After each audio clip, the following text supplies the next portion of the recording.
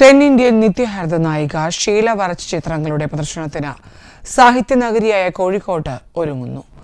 കേരള ലളിതകലാ അക്കാദമിയിൽ ഏപ്രിൽ 3 മുതൽ 17 വരെയാണ് ഷീലാസ് സ്റ്റാർ ആർട്ട് സർപ്രൈസ് എന്ന പേരിലുള്ള ചിത്രപ്രദർശനം. ഇന്നലെ വൈകിട്ട് കോഴിക്കോട്ടെത്തിയ ഷീലയെ കരിപ്പൂർ വിമാനത്താവളത്തിൽ സ്വീകരിച്ചു.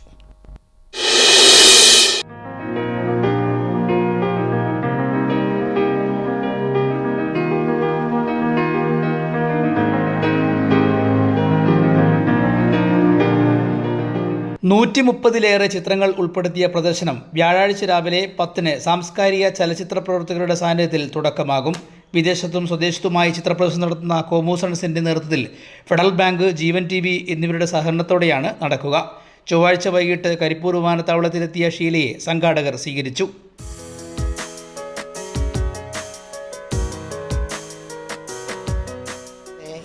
ഇനിയുള്ള ദിവസങ്ങളിലൊക്കെ ഞാനിവിടെ ഉണ്ടാവും, കുറേ ദിവസങ്ങളുണ്ടാവും.